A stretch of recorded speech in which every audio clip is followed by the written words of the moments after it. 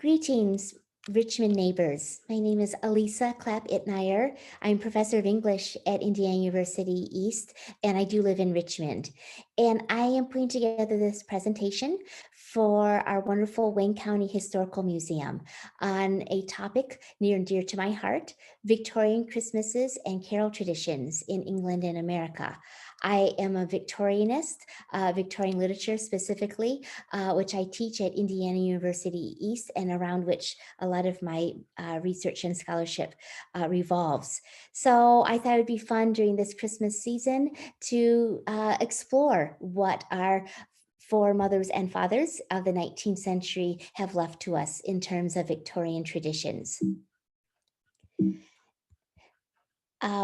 So there we go. My talk overview is divided into two parts. I'm going to go through some of those Christmas traditions, both in England and America, but most of my talk will be focused on Christmas carol traditions. This is where my research stems.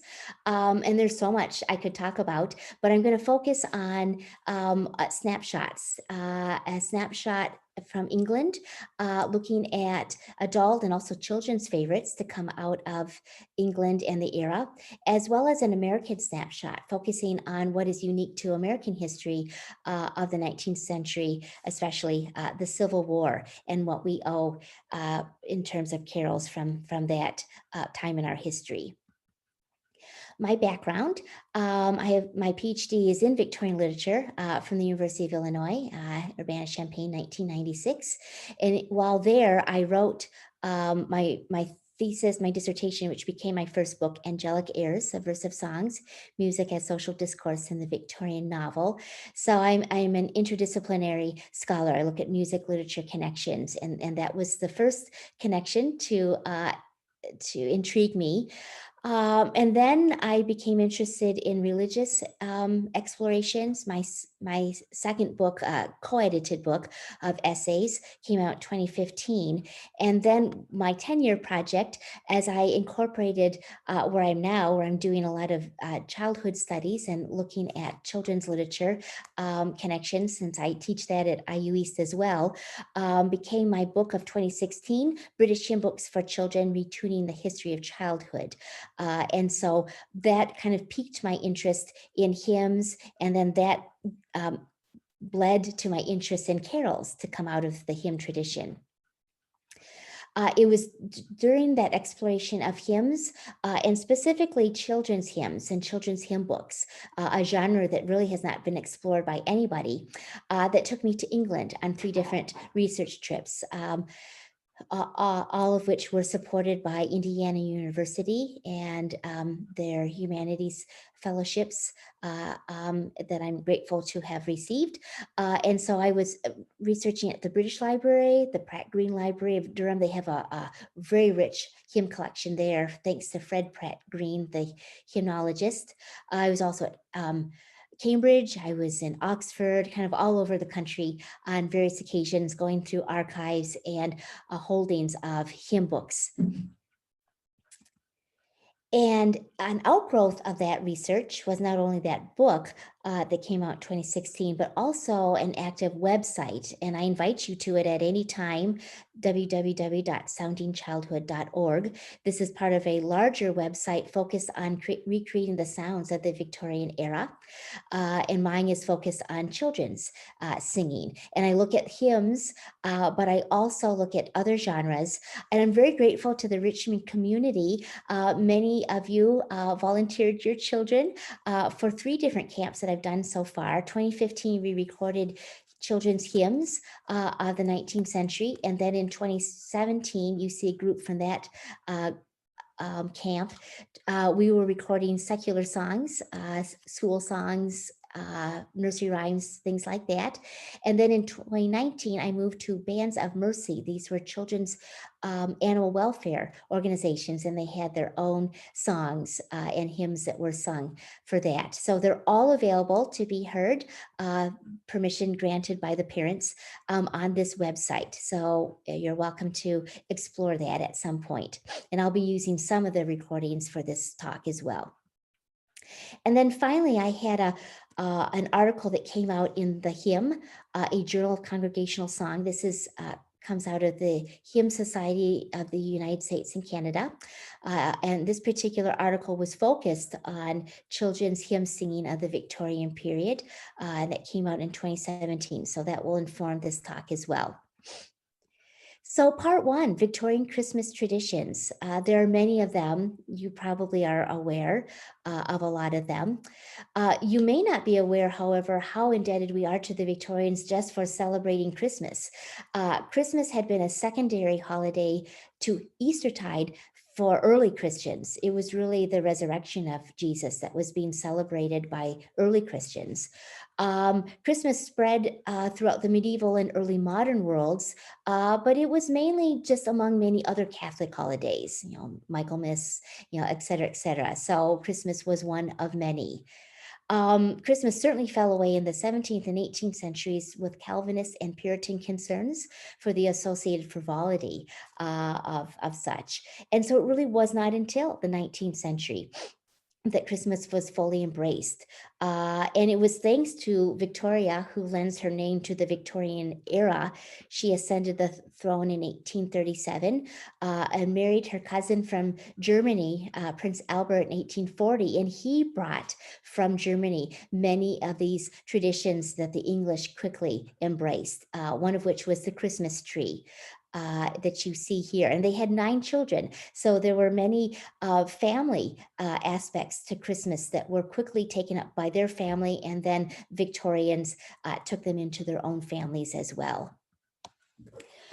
We owe Charles Dickens also to a focus on Christmas and the whole idea of rebirth, of turning over a new leaf, as well as just the customs of giving or emphasizing the customs of giving gifts and carol singing and such that were found in his story, A Christmas Carol, also came out in the 1840s.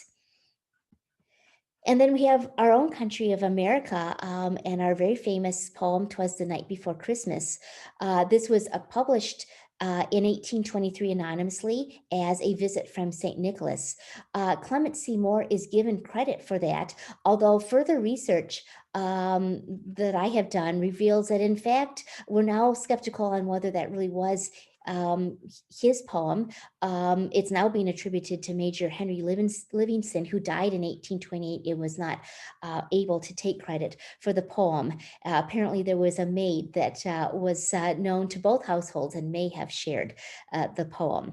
But regardless of who wrote it, it did set the template for many traditions: sleighs, reindeer, even the names of those reindeer, and what Santa Claus does down at the chimney, and laying out gifts and stuffing stockings on Christmas Eve. All those can be credited to this poem. And then finally, Christmas cards. Christmas cards came out of the Victorian era as well. These beautiful ones. You can just do a quick search of the internet. They'll all show up. Cherubic children, happy Santas, a lot of snow, and a way of extending Yuletide greetings to friends and family during this time. So as one scholar, the era of the Christmas traditions sums up, an enthusiastic audience on both sides of the Atlantic embraced and extended the secular traditions of trees, cards, and carols. And so it's that last, the carols, that I would now like to spend time on. Christmas carols in England and in America. An English snapshot. This will be where some of my research, particularly from the book, is coming from. Adult versus children's carols, and kind of recognizing that there were actually 2 traditions for a lot of the hymns and the carols that I want to explain to you. The adult carol tradition, and this is interesting given the fact that I just told you the Victorians are the ones that carved out a lot of these Christmas traditions. But when they were doing so, ironically, they went to their past to look for a lot of Christmas carols. Many of them came from the oral folk tradition. Many singers singing songs about Jesus's birth for centuries, and that they were passed on orally. And so people would recall them and share them from generation to generation, oftentimes the illiterate folk of England. And it wasn't until the 19th century when scholars began being interested in these and wanting to write them down for posterity. William Sandys is one of the first in 1833, his Christmas carols, New and Old. He may not have been as accurate, though, as the folk song revivalists of late century, Cecil Sharp and Ralph Vaughan Williams. You may recognize the latter's name. And they were going around the English countryside, actually writing down word for word what these older members of society of the rural society had been sharing for many years. And so they were writing down the words and they were writing down the music as they were being sung by these singers. And out of that came God Rest Ye Merry Gentlemen, A Virgin Most Pure, The First Noel, among many others that we now look to for our Christmas carols. What Child Is This also came from an English folk tune, Greensleeves, and then set to new words by William Dix in 1837. A second English tradition that from which we gained many Christmas carols was the medieval and the Renaissance traditions of plain song and chant that was happening in the big cathedrals of England, but it was coming out of the Catholic tradition, and so England, had moved on to their Anglican tradition, and it wasn't until the Victorians who wanted to go back, particularly during the Oxford movement, which was recalling the Catholic past.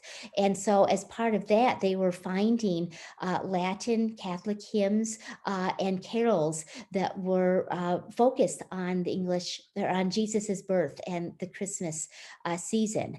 And thanks in large part to John M. Neal, we have a lot of these that were translated and then starting to circulate as English carols. Good Christian Men Rejoice is one of them. O Come, Emmanuel is another.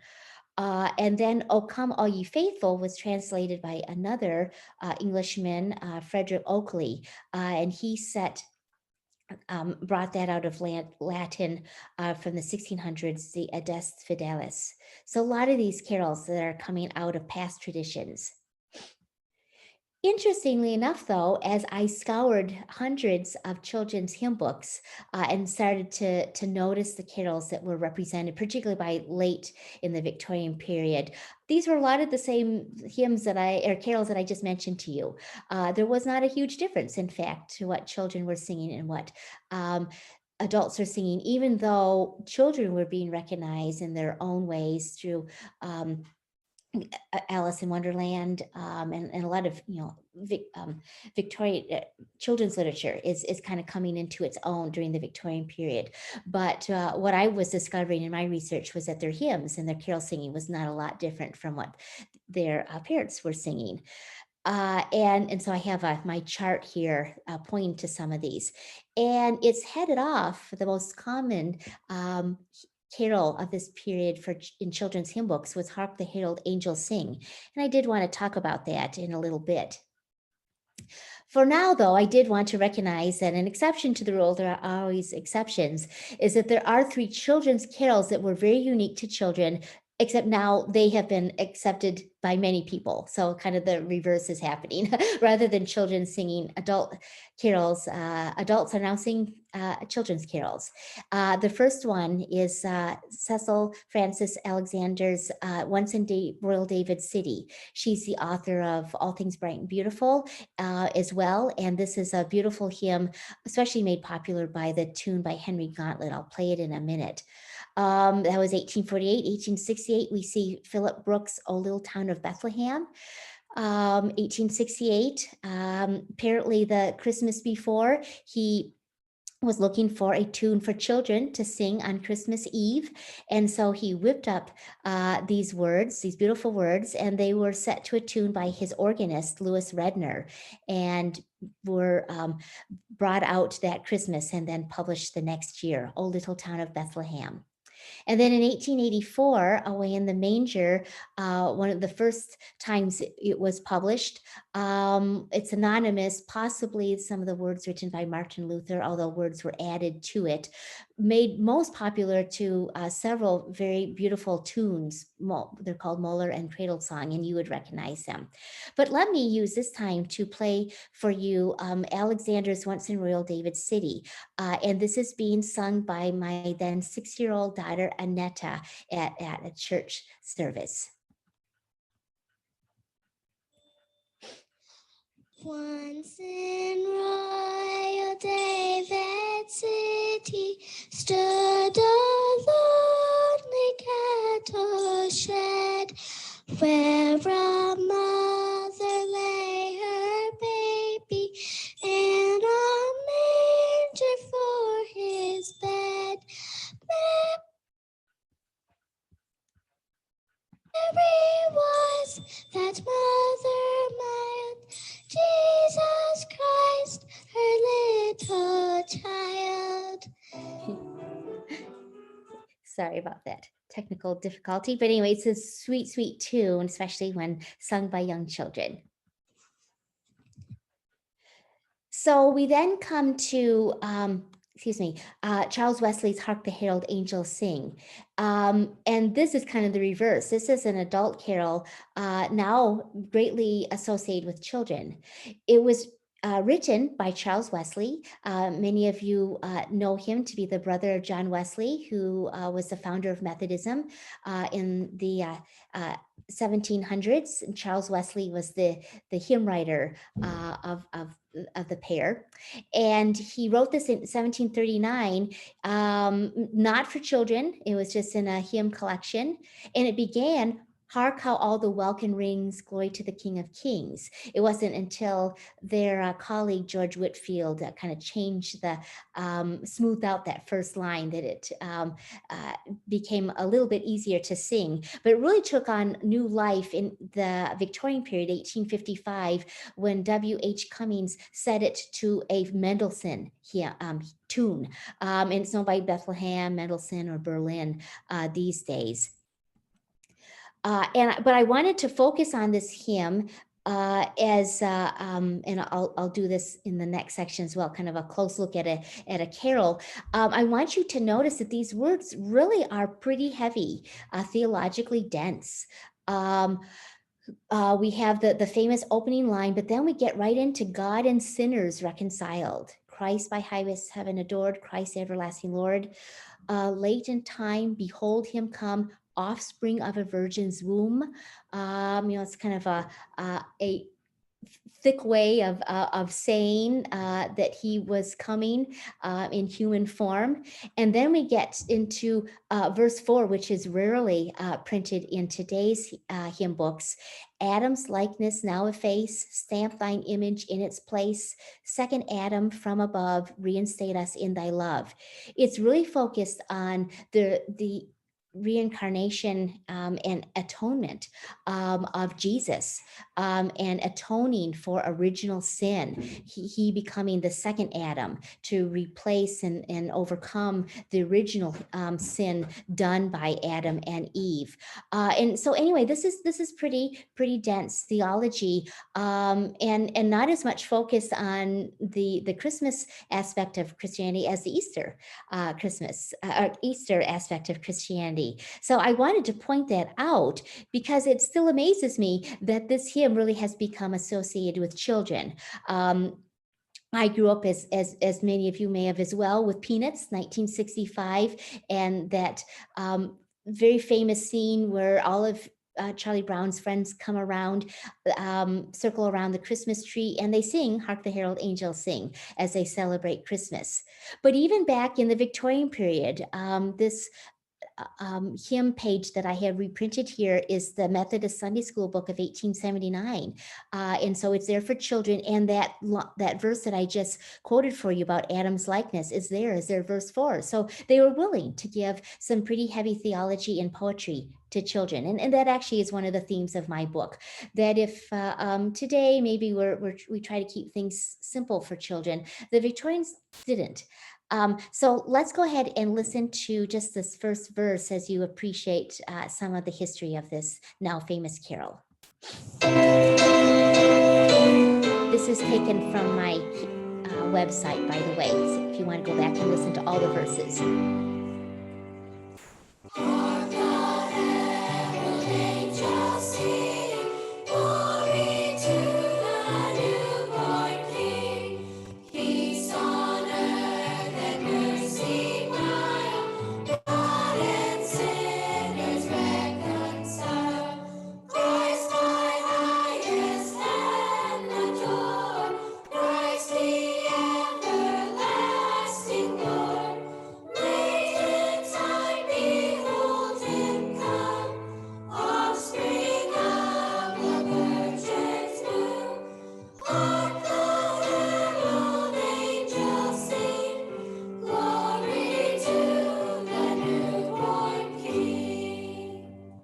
And that was some of those wonderful hymn camp singers singing that in two-part harmony. Oops, excuse me. Okay, now we're going to jump across the ocean to America and what was going on in the 19th century in terms of Christmas customs and carols, which was pretty much the same. A lot of these jumped the ocean, and a lot of the carols did as well, as we'll find out. But one thing that made America unique was the Civil War and the way it tore apart families, particularly at Christmas time. And you see a recognition of that in this 1862 illustration by Thomas Nash, how the wife is being separated by her soldier husband during Christmas time. To back up, the Civil War soldier would have been very beholden to hymns and the hymn book in particular. And that was what it was called then. We call them hymnals now. But they would carry them around, very small versions. These were distributed by organizations like the YMCA.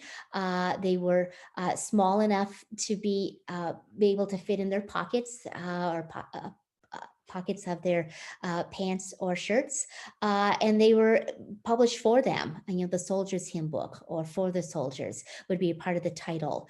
Oftentimes, this would be one of the means of identifying the soldier after their death, because their name would be written in it. Usually without music. That's how they kept them small. The tunes would be identified, or the soldiers could just figure out what tunes would fit. And needless to say, these brought solace during times of fright, of horror, and death of war. Mark D. Rhodes, who does a lot of scholarship on soldiers' hymns during the Civil War, has a quote from a contemporary who said, "The men who wore the blue and the butternut rebs who opposed them more than American fighters of any period deserve to be called singing soldiers." They would sing at services for personal devotion, recreational activity. You see them here on the deck of the USS Monitor for a service. They were sung during surgery, and of course, as comfort for the dying. The number of hymns they know is wonderful, writes a person from the New York Times in 1861. All Methodist, I'm not sure that's true, they have good voices and make music enough at night to set off some of their duty of the day. So there were technically four war Christmases between 1861 and 1865.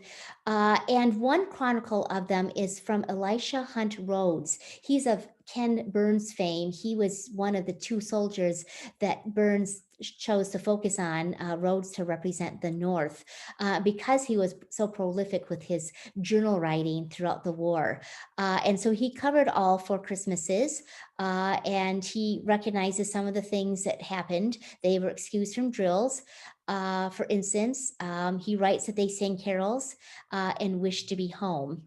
By Christmas of 1864 at Petersburg, he wrote, "This is my fourth Christmas in the Army. I wonder if it will be my last." Unfortunately for him and for many others, it was. Specifically carols at Christmas time. Here is a list that would have been known by the soldiers. And just a quick list as you're scanning these, you're going to recognize a lot of those that I just mentioned. These are all coming from England. From the First Noel, God Rest You Merry Gentlemen, Hark the Herald Angels Sing, Call Me Faithful, all these that I just mentioned. Only a few exceptions were coming from America. It Came Upon the Midnight Clear, is one of them. So we have, a lot to thank the English that we have these in our American traditions. We do have a number of secular carols. These are all American. Deck the Halls came out in 1862, Jingle Bells, 1857. And anyone in Richmond probably recognizes Up on the Housetop, which was written by Benjamin Hanby, who lived in New Paris, right across the border, in 1860. One hymn, carol that came out prior to the war is It Came Upon the Midnight Clear, 1849, by Edmund Hamilton Sears. He was a Unitarian minister of Massachusetts. And I wanted to focus on this often omitted verse. I think it speaks to the time, that antebellum time where there's still so much division in America and strife as war is brewing. And so this last verse that he wrote kind of speaks to that. Yet with the woes of sin, and strife, the world hath suffered long. Beneath the angel strain have rolled 2,000 years of wrong. And men at war with man hears not the love song which they bring. Oh, hush the noise, ye men of strife, and hear the angels sing. There were also a number of carols to come out of the American Civil War. He Leadeth Me is a hymn, not a carol, but it is my favorite hymn, so I wanted to pause and mention it. From a professor and Baptist minister of Rochester, New York, Joseph Gilmore, written during the throes of the Civil War, came out in 1862. So when you think of that verse, He leadeth me, oh blessed thought, oh words with heavenly comfort fraught, whate'er I do, where'er I be, still 'tis God's hand that leadeth me, has a lot more meaning now when you think of it being written during the Civil War. But my close look hymn for this section is I Heard the Bells on Christmas Day. This was written by our famous American poet, Henry Wadsworth Longfellow, Christmas Day, 1864, upon the news of the death of his son, Lieutenant Charles Appleton Longfellow. And it's a powerful message about war and of peace and what he was feeling as he discovered this news and then heard the bells in town. And if you'll forgive me, I recorded myself singing this so we can kind of take in the third and the fourth verses. In despair I bowed my head. There is no peace on earth, I said, for hate is strong and mocks the song of peace on earth, goodwill to men. Then pealed the bells more loud and deep. God is not dead, nor doth he sleep. The wrong shall fail, the right prevail, with peace on earth, goodwill to men. So you see how he has that kind of epiphany at the end, recognizing as frustrated and sorrowful as he is, those bells are reminding him of the importance of Christmas. Excuse me. So I thank you for your interest. I invite you to my research website, soundingchildhood.org. You can contact me through IU East website or directly to my email, aclappit@indiana.edu, if you have any questions, comments, thoughts about this presentation. And during this year of COVID, I wish everybody a very merry and safe and healthy Christmas. Thank you for listening.